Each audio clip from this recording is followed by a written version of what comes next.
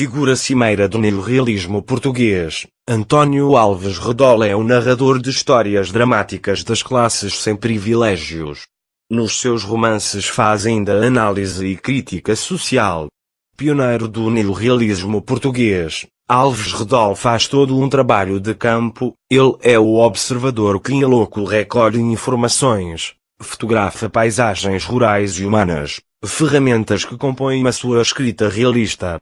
Essa revalorização do neorrealismo se desencadeou dentro de outras premissas estéticas e ideológicas, bem diferentes do esquematismo narrativo, estrutural e literário das primeiras obras publicadas na década de 40.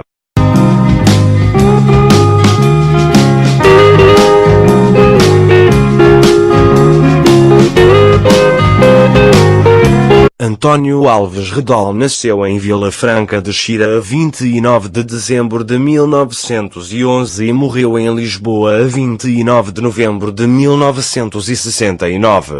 Foi um escritor, considerado como um dos expoentes máximos do neorrealismo português. Filho de um comerciante de pequeno porte, na infância sonhava tornar-se médico, mas, influenciado pelo seu avô e dada a admiração que foi nutrindo pelos jornalistas e escritores, passou a aspirar uma vida dedicada às letras. O pai, no entanto, pretendia para o filho uma carreira no comércio, mandando António Alves Redol frequentar o curso comercial, no Colégio Arriaga. Por volta dos 14 anos começou a enviar as suas prosas para os jornais. Aos 15 anos passou a trabalhar como vendedor de mercearias e, mais tarde, de tecidos.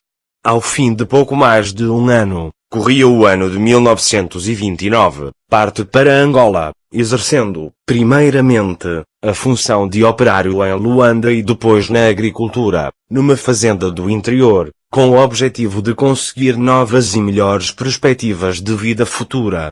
Contudo, depara, nessa região, com uma intensa situação de miséria e pobreza que o faz regressar à metrópole. Quando regressa a Portugal, emprega-se numa casa comercial de automóveis, pneus e lubrificantes. Ao mesmo tempo leciona a língua portuguesa a título particular. Começa a conviver com intelectuais de esquerda e adere aos ideais do Partido Comunista Português e do Movimento de Unidade Democrática, contrapondo-se, veemente, à conjuntura política da época, trazendo à tona diversas questões esquecidas. Em virtude de sua convivência com as péssimas condições de vida das camadas rurais e de vivenciar duplamente essas condições, volta-se a olhar para a dimensão social. Mais especificamente, para as questões de reivindicação de mudança social. A essa altura, reafirma a sua vocação para a escrita. Cria a secção de Sol a Sol, no jornal O Diabo, em que passa a publicar textos voltados para as tensões sociais, contrapondo-se, assim, aos ideais de exploração dos regimes totalitários. Redol sofre repressão da ditadura militar, chegando até a ser preso e torturado.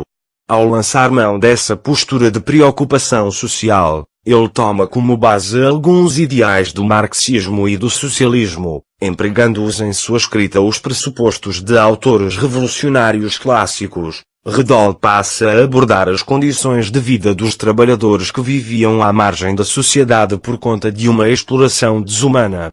Para tanto, ele retrata os diversos profissionais rurais e urbanos, suas práticas corriqueiras do dia a dia e, sobretudo, suas péssimas condições de vida em decorrência do capitalismo.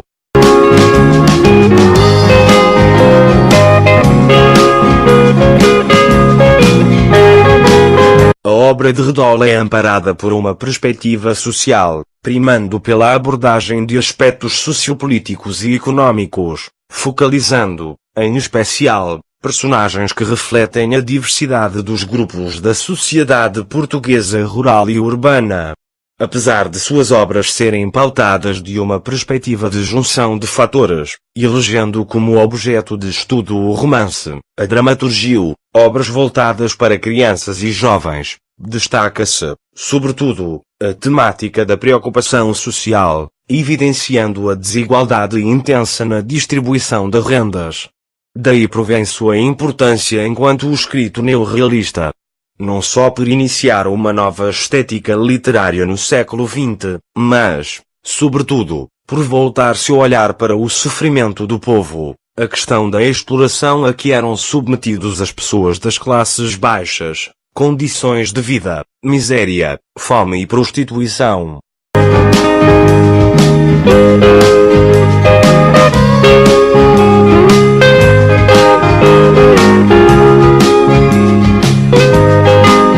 A Barca dos Sete Lemes. Constantino, o guardador de vacas e de sonhos. Os homens e as sombras. Barranco de Cegos. Gaibeus.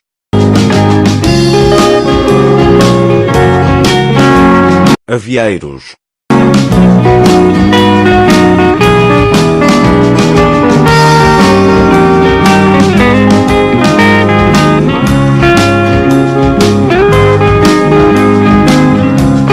A flor vai ver o mar. Horizonte cerrado. Nasci com passaporte de turista. Porto Manso.